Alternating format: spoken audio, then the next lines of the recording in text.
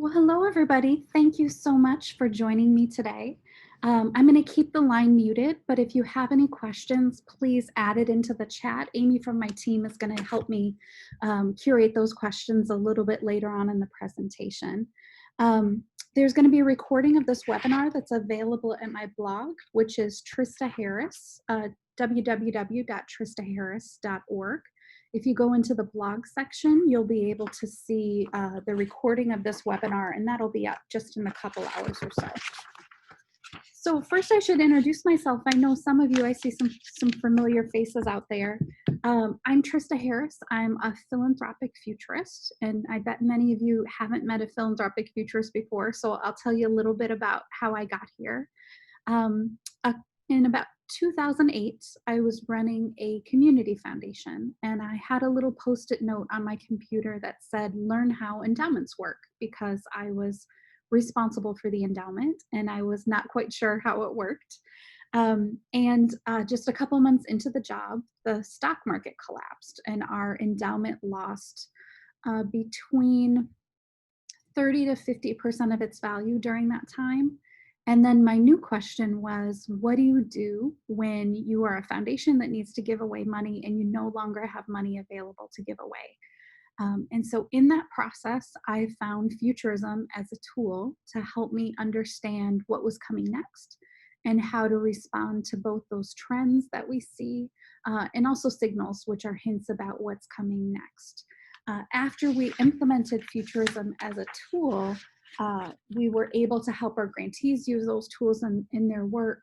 And just a couple years later, we had the most legislative wins that we had since I had been at the organization, including marriage equity in the state of Minnesota, homeowners bill of rights, first in its country, and alternative teacher certification, which is intended to diversify who the teaching force was in Minnesota.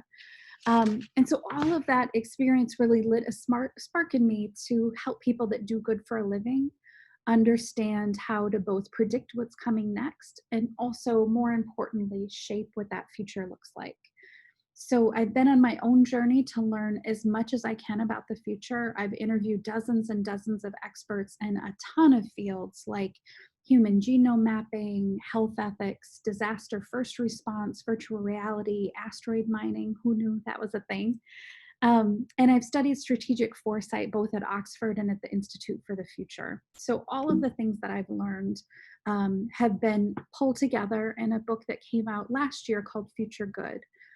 This is really a how-to guide for all of you so that you can use futurism in your own work. So it isn't about who is this outside expert that can tell me what's coming next for my organization, but most importantly, you developing your own skills within your institution to understand what's coming next for both the causes and the communities that you care most about.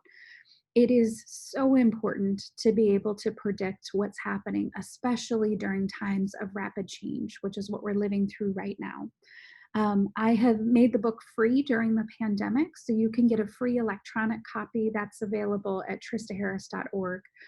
There's a little pop-up that'll show up and it'll allow you to download a copy of the book. So I encourage you to use the tools yourself, but also share it with your board and share it with your coworkers and your partner organizations.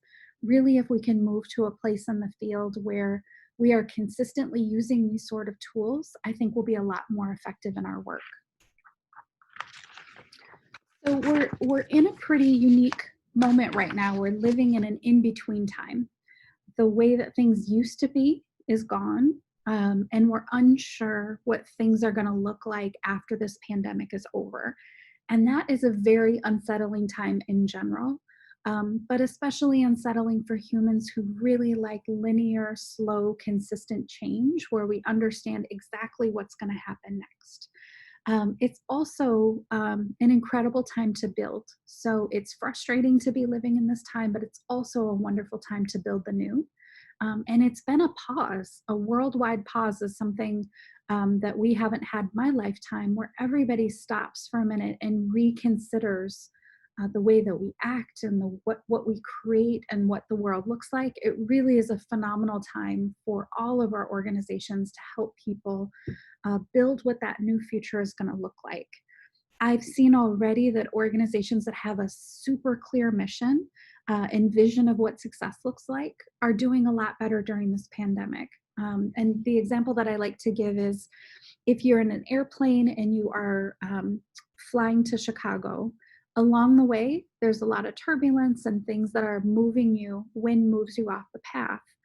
But the purpose is that you want to land in Chicago. And so you make adjustments as you go to make sure that you're landing in that correct place. And I think for our organizations that don't have a clear vision of where we're going, we get pushed off track and we're not sure how to put ourselves back on track because we're not sure where we're going in the first place. So organizations that have clarity are able to notice opportunities that are existing in this moment. And when they have a variety of choices to make, they choose the things that are most likely to get them to that ideal future. This is one of my favorite quotes about the future from John F. Kennedy. So when Kennedy said this in Frankfurt in 1963, he'd only been president for 2 years. And in those 2 years, there was the Bay of Pigs, there was the Cuban Missile Crisis, he was in the midst of a Cold War. And just the month before this speech, he said that the civil rights struggle was a moral crisis of our time. You could really argue that he had a lot on his plate. So I wouldn't blame him if he didn't focus on the future. But in this moment, he asked Americans and he asked the world to pay attention to what's coming next. I know each of you completely has your hands full right now. There is a lot of transition happening in our world and in our organizations and even in our families. And it's a time of struggle. And it would be really easy to say, let's just stick right here in the moment and understand what's going on. But I think that if you have a longer view, then you won't miss both the opportunities and the risks that exist right now that are going to change what our future looks like. So I'm going to share with you a model that I use with my clients to help them do something called backcasting. So backcasting is a type of futurism where you're not just trying to predict what happens next, but you're actually deciding what you want the future to look like. And then you work backwards to figure out what steps do I have to take to get to that ideal future. So there's a couple different ways that you can do this, but I think one of the ones that's most useful is if you bring together a group of people that are invested in your organization. This could be staff members, board members, partners, participants, people that are receiving services from your organization, and you either bring them together. In the before times, we used to bring them together in the same room. I think right now, what's going to be much more likely moving forward is that we're going to do this sort of work virtually. So you bring the right group of people together. And the first thing that you do is have them use either a ton of Post-it notes, or I've been using Google Docs for people to be able to share individual ideas. And you ask them what their ideal positive vision of the future is, 20 to 30 years in the future. 20 to 30 years is really helpful because it helps get out of both the ego of who gets credit for making this transformation. It also helps people get out of that space of worry about work. So if you are already busy and you are in a room full of people and you're supposed to be envisioning what happens next, it's really easy to say, oh, I've got too much. I don't want to dream too big. But if you give people, that 20 to 50 year time frame, it allows people to think about legacy and what they're leaving behind for the next generations, and they're willing to think bigger. And so in this process, you have people with individual ideas that they're putting on Post-it notes, and those ideas get bunched and rolled up together into bigger ideas. And after that's complete, you have a vision, a sort of shared vision of what the organization's future looks like. After that's done, I have people go back to the present, so the bottom left-hand side of this chart, and they do the same brainstorming, but for signals of the future. So those are things that are happening right now within your organization that will make that ideal future happen. It doesn't mean that it's happening across the organization. It could be something that you're just trying in one program, or one department is doing something, or one staff member has tried something that will lead to that ideal future. And you start to lift up those places where you're already having success. So suddenly the ideal future doesn't look like something so far off in the future. It's actually something that's tangible and is already happening in this moment. And so, if you're facilitating this sort of activity in your organization, make sure that you start with these two positive pieces, the ideal future and the signals of the future, because it helps build the group's confidence that something different is possible. The next thing that you do is you brainstorm current reality. And those are things that exist within your current organizational structure that make it impossible to reach that ideal future.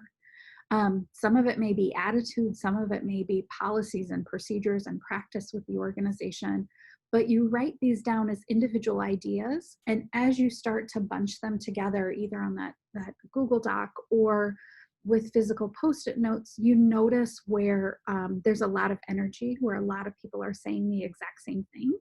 And that helps you figure out where are the places that we have to create change because there's momentum. Now, the challenge within any institution is that people don't like things to be different. They like them to be consistent. Nobody is a fan of change because it's really comfortable to stick with the way that things are at this moment. But because you've spent the time getting people, number one, excited enough about that ideal future that they really want it to happen and they're pushing forward, and you've built that confidence by showing them here are the things that you are already doing at this moment to get to that ideal future. They know that they can do it and they're willing to do the hard work of jumping from what I call this first curve to the second curve. So you're helping them move those policies and practices and ways of being thing by thing from the old way into the new way. The other thing that's important about this model is you also keep what works. So this isn't about we did something and now we're doing something completely different. It's really about figuring out in the future what you move forward. So for a lot of organizations, this is like missions, skilled staff, connections to the community. Those are things that you want to keep even as you move towards this ideal future. The secret that I don't tell them until after they envision this ideal future and have laid out the challenges that it's going to take to get there is that these things don't take 20 to 50 years to get there. Often ideal future starts to come true in years 2 and 3 because the challenge is getting people aligned together rather than it just being things that will take you, decades to accomplish. Really, if it's about we need a new database so that we can keep track of participants and make sure that we're holding relationships close, that's something you could do next year. But it's the agreement that that's the right thing that this sort of activity helps you to do. So the question for all of you during this time is, what is your ideal future? What does the community you care about look like after coronavirus? We spend a lot of time and energy saying what we don't want to have happen. We don't want to have racial disparities in the death rate. We don't want to lose, hundreds of thousands of people. But what do we want to have happen? What do we want to be different after this crisis is over? And from your organization's perspective, what's the unique view about what that could look like? So having a clear answer to this really clarifies the decisions that you make in the moment. I'd encourage you to put in the chat some of your ideas about what that ideal future looks like. I think within many organizations, if that ideal future isn't shared, then people don't know what decisions to make in the moment. So taking the time, even in a staff meeting, and asking this question, and your ideal future, what does the community that you care about look like after this pandemic is over, makes people start to think a little bit differently about the agency that you have in this moment. This is not just something that is happening to you.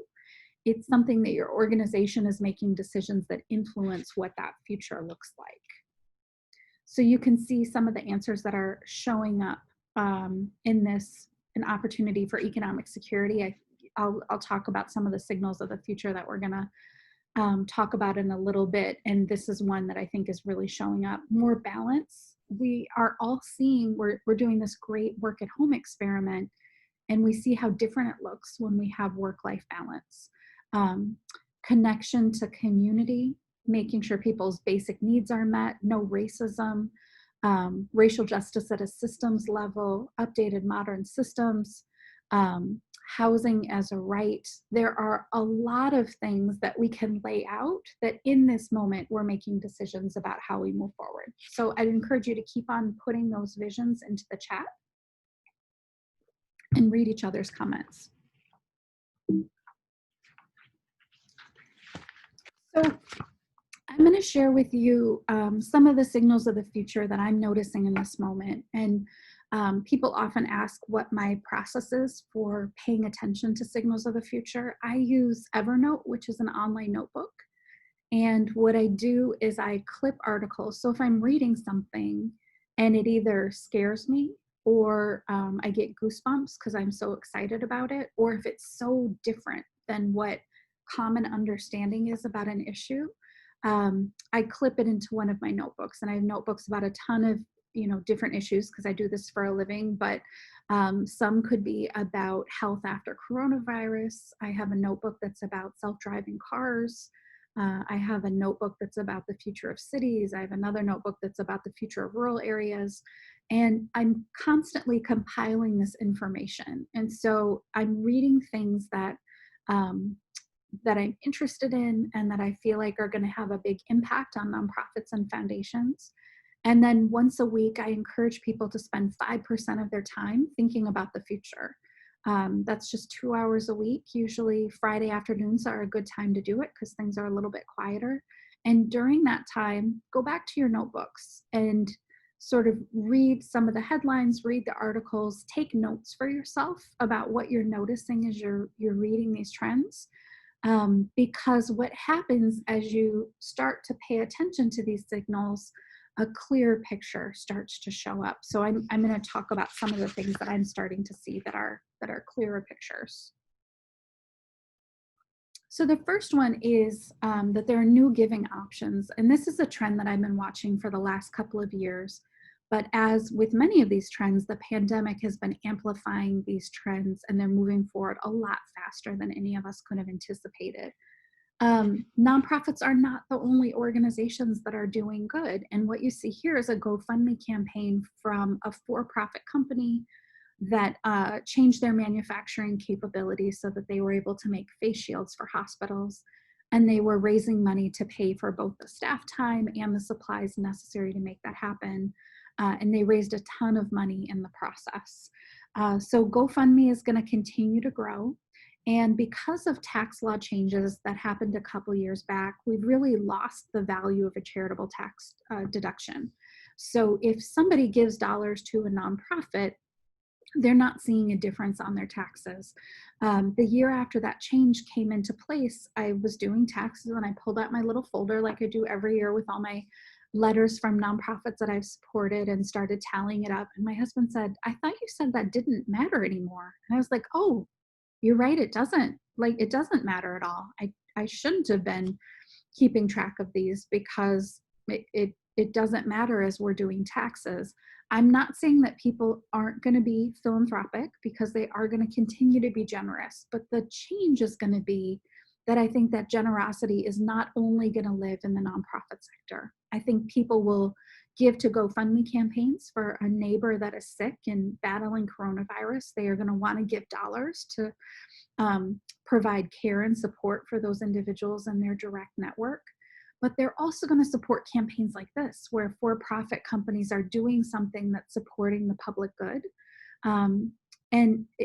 They're also going to give more money to 501c4 organizations that do lobbying, because suddenly there isn't a difference between those dollars. So for nonprofit organizations, you have both new collaborators and new competition when it comes to these new folks that are in the marketplace. And when you're doing a fundraising campaign, it isn't just about how are you making yourself look different from the other similar nonprofit across town. It's how do you look different than these campaigns that are popping up in people's social media feeds where they know the people that are doing the work or that are being supported. So a lot of changes happening on that horizon, and I think that will only continue.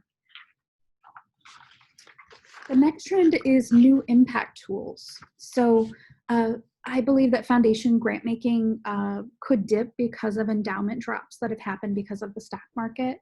But foundations are looking for new ways to maximize their impact. So if they have less dollars to give away in grant making, for foundations, usually 5% of their assets every year are given away in grants. That other 95% is usually invested in the stock market or other investment tools. I would love to see us move to a time where foundations are 100% mission and program related invested, so that every dollar that the foundation has is moving their mission forward. And more foundations are starting to do this, where they are giving 0% or low interest loans to nonprofit organizations to do things like build affordable housing, or give loans to small businesses run by people of color, or to help nonprofits manage that gap between providing a service and when the government reimburse them for that service, if that's the sort of work that your organization does. So foundation loans and program related investments really can add a lot more dollars into the fields than we've had in the past, and can be a really powerful way to create change. Next is our futures are connected. So this pandemic has brought to light what is always true. We are only as safe and as healthy as the most marginalized person in our community. This is a time for foundations and nonprofits to push really hard on long-term systemic change. This cannot just all be about immediate crisis relief, but really about changing the conditions that have created the disparities that we're seeing in health and death rates and economic impact of this pandemic. Those are things that have existed for a really long time. And we need to do the work now while it is also visible to change those things permanently. We need things like a higher minimum wage that rises with inflation, universal health coverage that is not tied to your employer. I think this is really a critical time, as we're facing unprecedented unemployment numbers that are higher than the Great Depression, to have a real conversation about why healthcare is tied to your employment, to your employer. So next is remote work, which all of you are probably doing right now. This time has been described as the largest ever work at home experiment. I'd say that we should give ourselves a little bit of grace and say that we are sheltering in place during a global pandemic, and we are trying to get a little bit of work done as that happens. Even under these very tough conditions that we have all been working in, where lots of us are also acting as school teachers for our children. We're balancing work, we're balancing a higher workload within many of our organizations because the needs are so great. People have been really effective during this time, and a lot of organizations that have had this feeling that people can't be effective if they're working remotely, they're not going to work as much, all that is really dissipated. And what organizations are starting to notice is how much money that they're saving by not having people in offices. Some of the for-profit companies say that they save $10,000 per employee per year by not having a physical office space. And so I think after this, there's going to be a lot of things that are different. Studies have shown that the majority of the Americans want to work from home primarily after this pandemic is over. And an even higher percentage want to at least be able to do that sometimes. So there's a lot of reasons for that: balance, impact on the environment, wasted time commuting back and forth in traffic, and also safety and environmental considerations. So there's a lot of reasons why people would prefer to work from home. Nonprofits and foundations need to do a lot of reflecting right now on what jobs have to happen inside the office and which ones don't. And for ones that we were positive for a long time had to take place inside of the office, what does it look like when it's been remote during this time? And what are the pros and cons of that? And is the benefit to the organization and the employee enough that we'll be able to make those changes?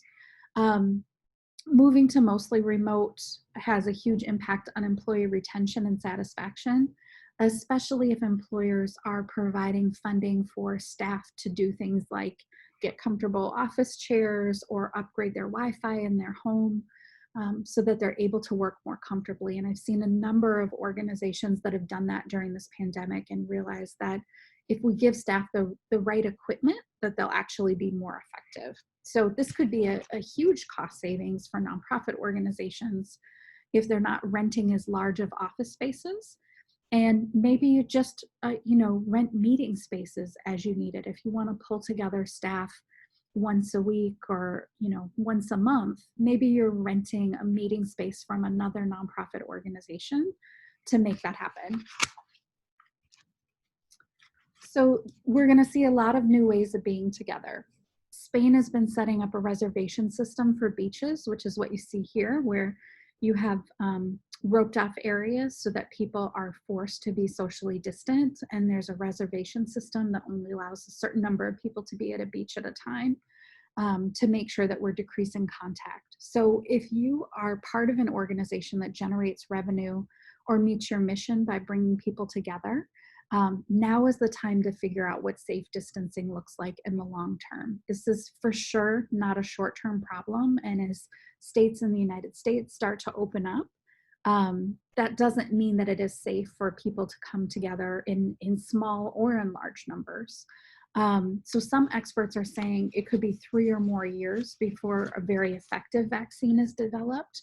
And so you need to think about what convening strategies look like in the long term. I know many organizations have sort of pushed back events from this spring to this fall and are just sort of kicking the can a little bit. Now is the time for us to start to think about what engagement looks like when we are distant, and what are the things that we can build in place to make our employees and the people that we connect with in the community safe when we're coming together. So this issue is heavily on my mind today after the murder of George Floyd, which happened in Minneapolis and just a couple blocks away from my first home. Foundations and nonprofits that do not use an equity frame for their work are exacerbating disparities every single day. And as somebody that's worked in the social sector since I was 13, that is a really tough pill to swallow, that we are for sure a part of this problem if we are not using an equity frame. The reason that this happens is because resources flow to the easiest to reach and the most likely to be successful if you don't have focused intervention. We need to take responsibility for our part in reinforcing systemic inequity. And we need to implement an equity frame for all aspects of our work, not just your external work. So that, of course, that's critical on your programming and convening strategy, but internally, what do your HR policies look like? Are there racial disparities or gender disparities in pay in your organization? Who do you use for vendors? Where do you invest your dollars? Are you really walking the talk when it comes to equity in your organization? And then when does your organization use their voice and when do you not? I know a lot of people in Minnesota have been watching to see what organizations have to say about this police shooting.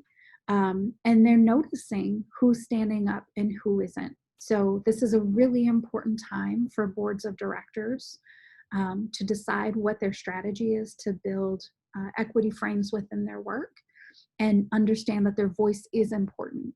So I have a lot more to say on this. I'm going to be having a series of webinars and workshops that are happening throughout June. And you can learn more about that at my website at tristaharris.org. And sign up for those free sessions. So in those, what we're going to do is that 2 curves framework that I just showed you. We're going to develop the tools to think about what an equitable future looks like for our organizations and how to move these lessons learned forward to within our institutions. So next are that cities are going to adapt. So cities around the world are using this moment to pause and reimagine what they can look like. Bike lanes have been created around the world to expand social distance initially. A lot more people are using bikes to stay off of public transportation and other things that are more crowded. And so as that's happening, we need more space to be able to do that.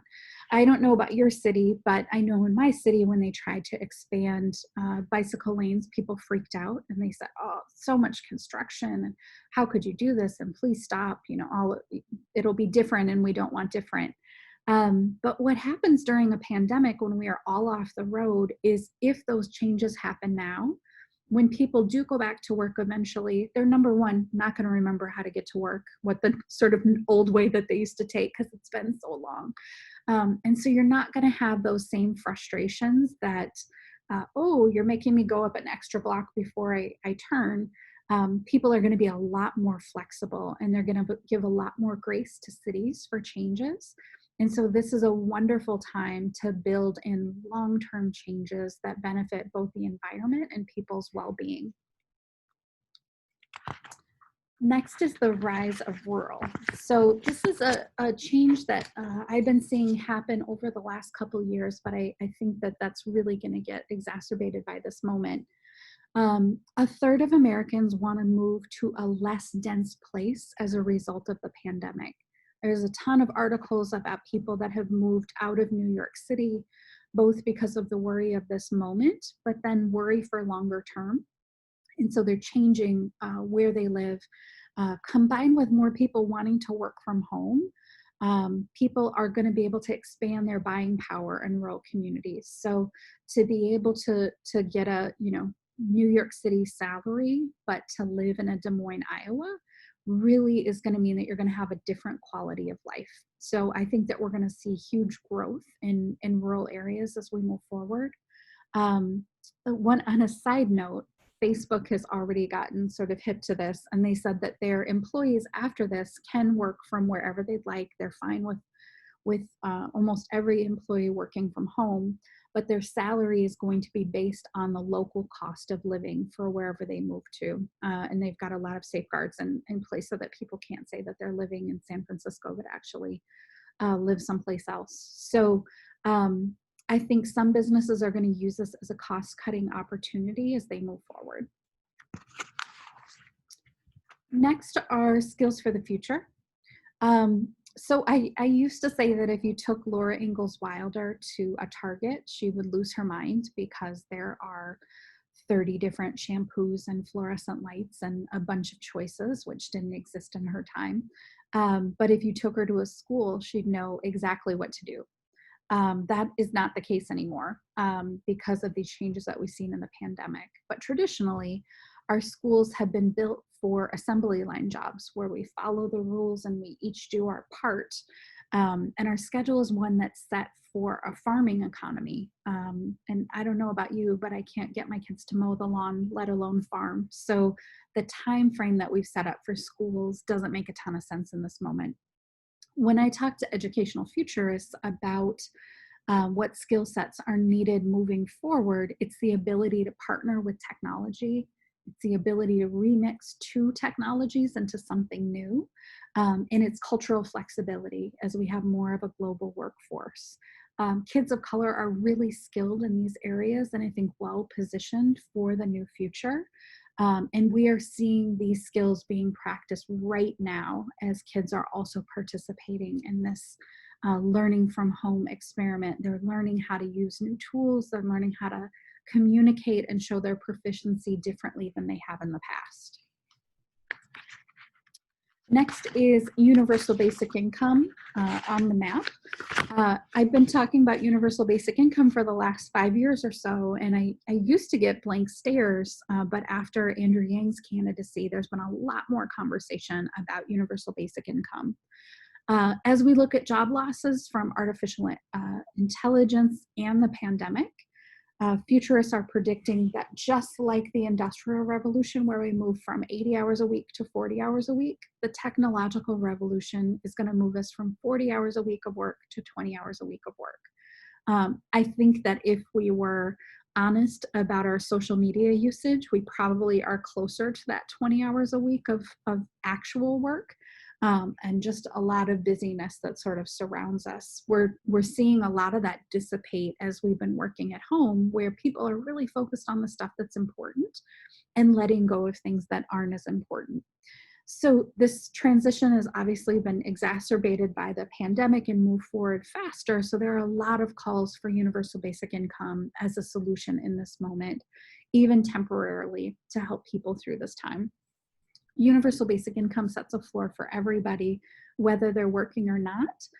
Many talk about $12,000 a year as that dollar amount. This is for food, housing, living expenses, those sort of things.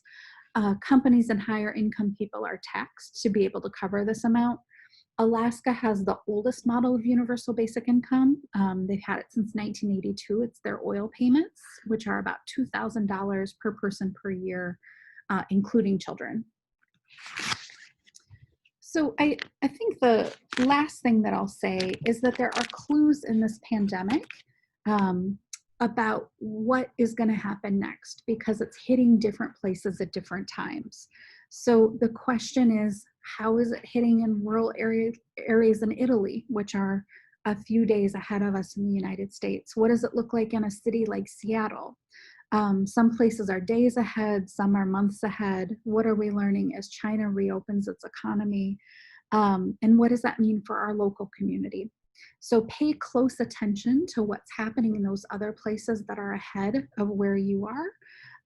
How is community stretched? What is difficult in medical infrastructure and supply lines? And how can your organization help provide innovation to shore up these holes? So two key questions for you to ask right now are, what are the opportunities that exist for your organization right now? The Greenlight Project, which is in Seattle, provides safety supplies for sex workers, and they're now making their own line of hand sanitizer. I bet if you asked them 6 months ago if they were going to be in the hand sanitizer business, they would say no, but it is a need that has emerged in this moment, and it meets the needs of the clients that they're working with. And so think for your organization, what is that opportunity?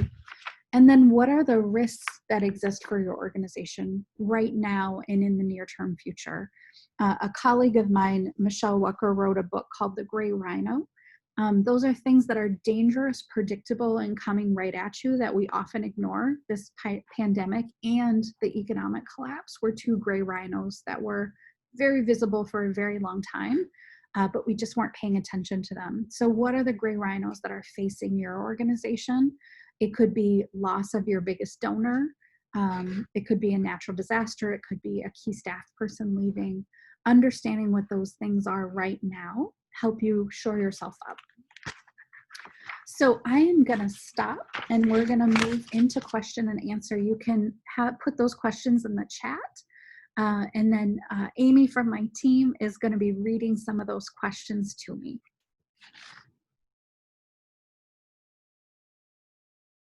Great. So Trista, I have a question just to start. What are some of the gray rhinos that you think might be peeking around the corner right now that we haven't thought of or aren't paying enough attention to because we're so just focused on the day-to-day? Yeah, I think one of the big ones is a continued mutation of coronavirus. It has already started to mutate, and there is a lot of energy in developing a vaccine for a disease that is changing. And so, a gray rhino is, what if we aren't able to have a vaccine? What does it look like, and what's different in society? I think the other gray rhino is supply chain issues that we've been noticing. So the food supply obviously is a big one, but within your organization, think about the things that have been hard to purchase during this time, and figure out where those weaknesses in the supply chain are, and start to figure out what are alternatives that exist to you that either are created locally or that you can get from a different vendor, because we're going to see a lot of turbulence in those supply chains, and people aren't used to that. We have a society where you can buy anything that you want at any time, and Amazon drops it off in a couple hours. That's very different right now, and I think we're going to continue to see that strain on the supply chain. Great. Do you have any recommendations for how people can get into the right mindset and framing opportunities to get out of their own way and see more broadly about what's possible? What are some coaching tips you have on that? For sure. One of the things that you'll see in the Future Good book is there's a whole section on stop loving the problem. Especially in the social sector, get into these spaces where we're constantly describing what's broken, and sort of in great detail. The gaps are this big and the problem is so terrible, mostly because funders ask you to do that. And foundations are the biggest problem lovers in the field, and that's something that they're working on.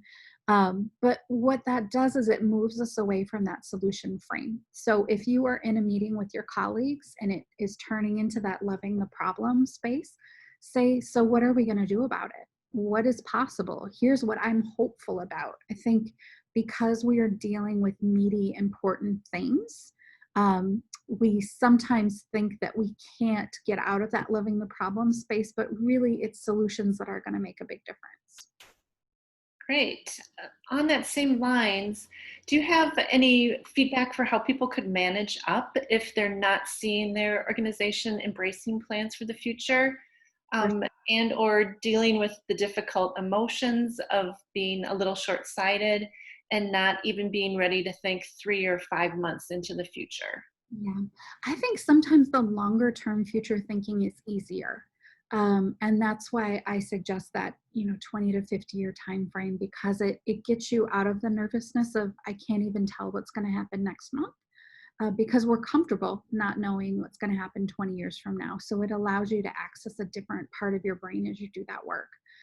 What you'll find is those solutions are actually really useful for short-term decision making.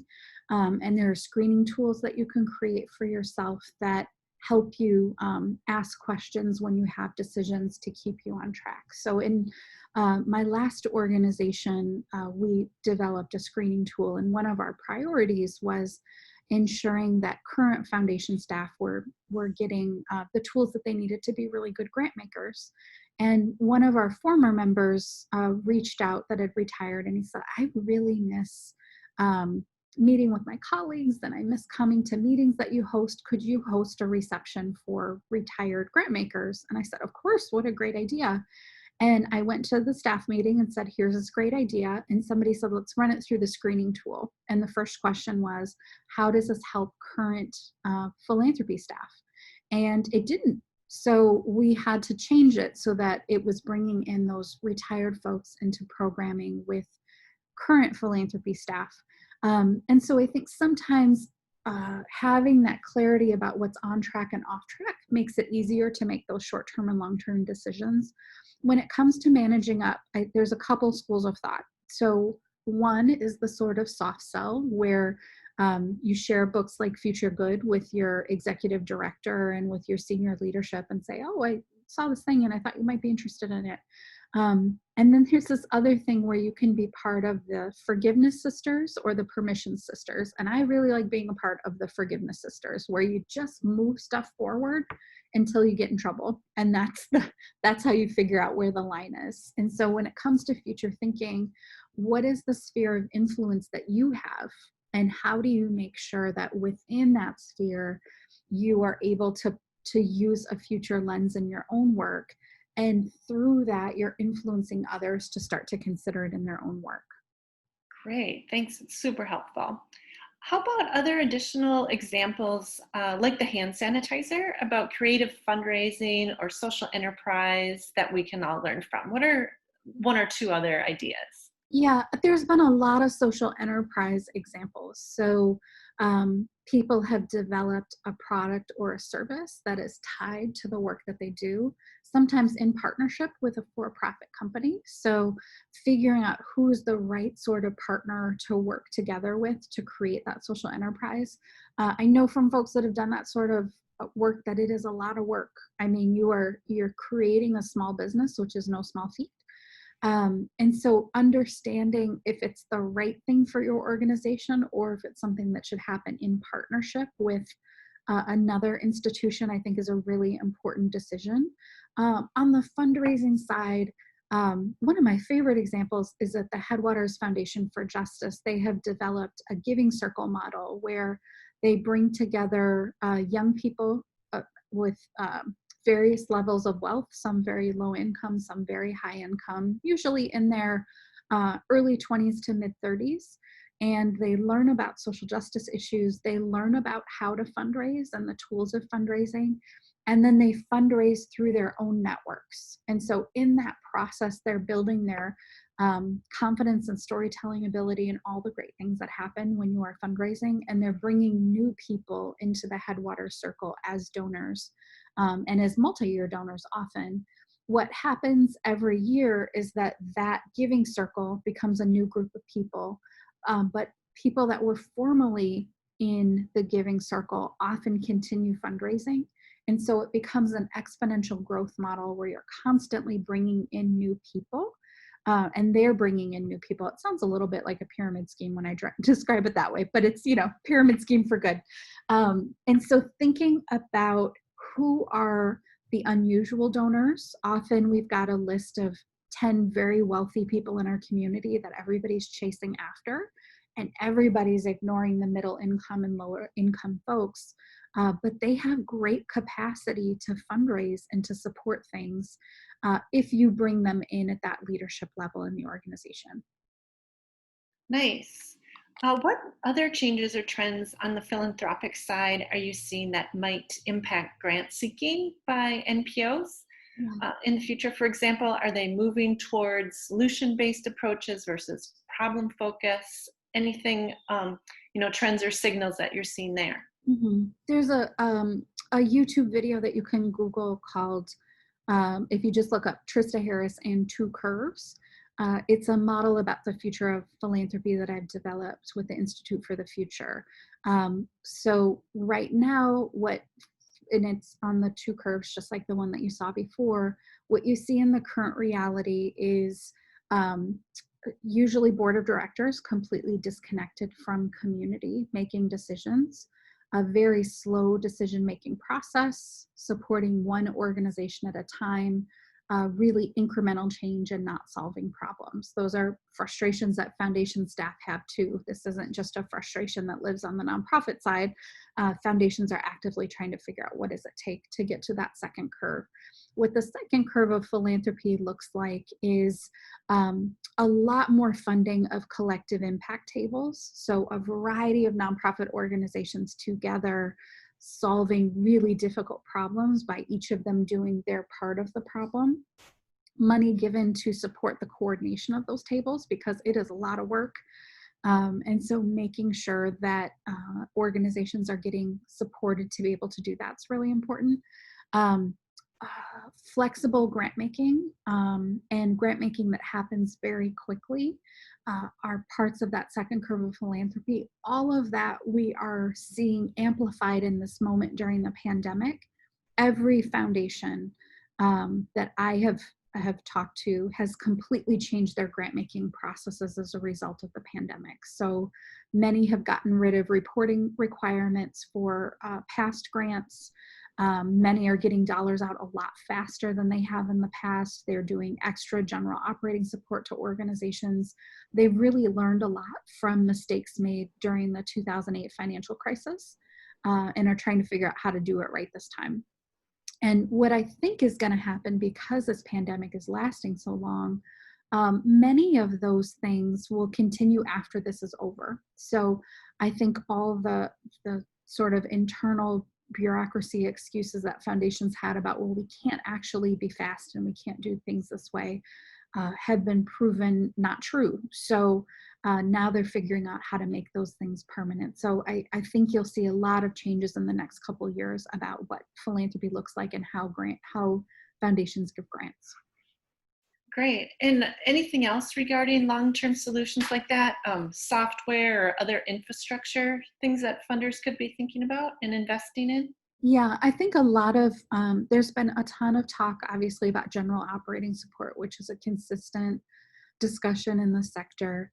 More foundations are getting open to that and understanding that with that sort of support, things like building organizational infrastructure and building some of those social enterprise things that we talked about earlier are possible, but you have to leave it in the hands of the expert, which is the nonprofit organization. So trust-based philanthropy is a huge conversation in philanthropy about what it really looks like to trust your grantees. And so I think we're going to see a growth of that as well. Do you think that we may change to a more sustainable and responsible community? David was talking about the Dutch futurist Le Edelkort. You probably know his name. I'm not pronouncing it well. Should we be grateful for the virus because it will let us survive as a species?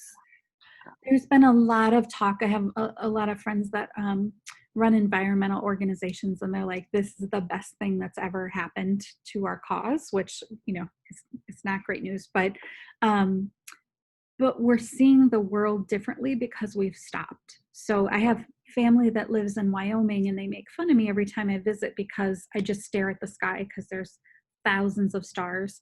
And at my house, I have 3 stars. So it's really exciting when I can see a bunch. What I realized early in the pandemic, I went outside at night and I looked up and I could see hundreds of stars, and the light pollution wasn't different.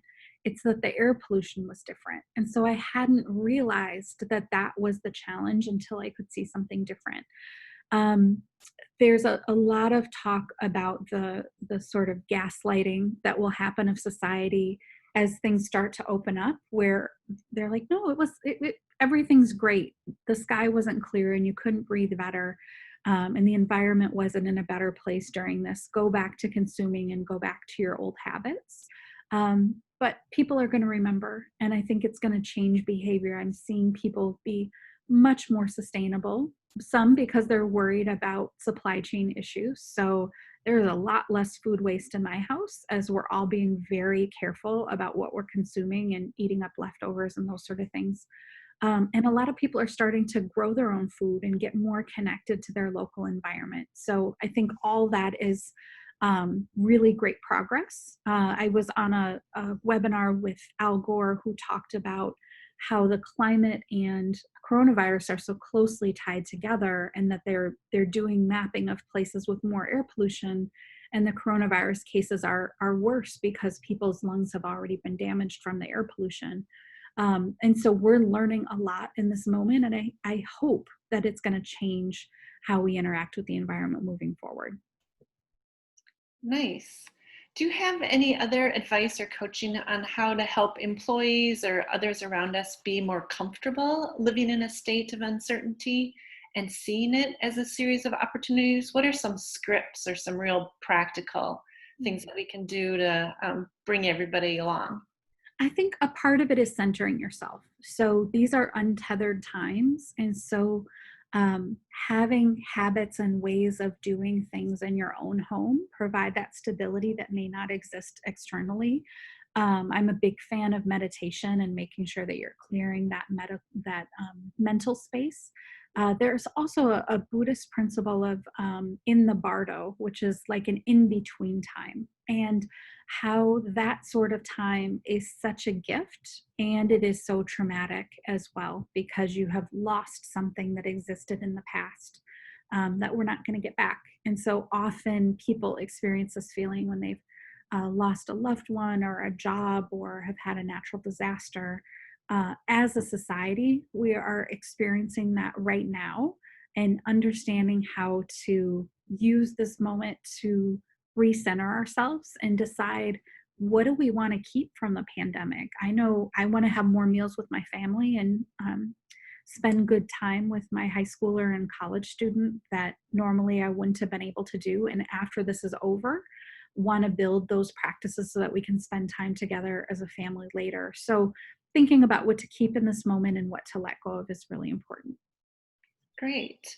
Do you have any guidance on how nonprofit or foundation leadership can have a decision-making discussion about something really practical, like the effectiveness of working from home versus the pushback that some employees might have that it's not comfortable? So even though the trend might be that we will work more virtually, how do we merge our next steps in that and be respectful of everybody's needs, including that productivity that you mentioned in your presentation, that we may not be working our full 40 hours because we're just concentrating on what needs to get done, and maybe not doing as much of those other work that isn't immediately needed.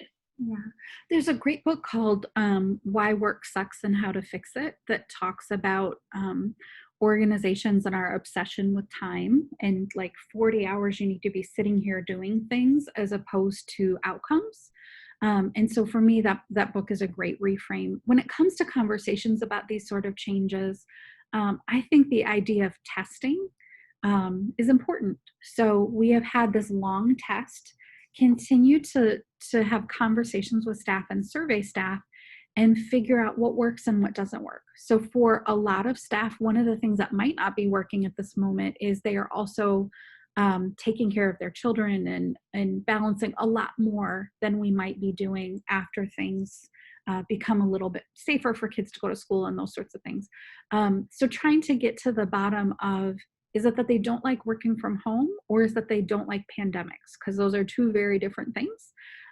Or is it that their chair is uncomfortable and that you should be funding those sort of things to make sure that staff are safer? Or is it something that, staff can decide, do you want to be in the office or do you want to be at home? And you make decisions that work for the broader base. So I think there's a lot to learn in this moment, but it's not unless we're having these deeper conversations that we get there. I'm going to stop with the Q&A, but I am going to pin the chat and I can answer some of these questions. I'm on Twitter at Trista Harris, and so I will answer some of these questions afterwards there. So just a couple pieces in closing. One, we are entering a time of big change, exponential change, which means that it's faster and quicker. Every year, it gets faster and quicker. This is an unsettling time for humankind that likes consistency. And so we need masses of visionaries that are willing to do this work of understanding what comes next and are ready to harness this uncertainty to build what the new looks like. This is really the time to play big, and we need each of you to create your dent during this time. So if you want more information about how to be more future focused, you can reach out to me at tristaharris.org. Download your copy of the Future Good book there. I also have information on my consulting work where I help organizations lay out what that future looks like. And if you're interested in having your board or staff hear a talk like this customized to your organization, reach out to me there as well. I appreciate all that you're doing to make the future a better place for all of us. It is not easy work, but it is necessary work. So thank you so much. Thanks for joining today. You can get the video in a couple hours at tristaharris.org. Have a great day.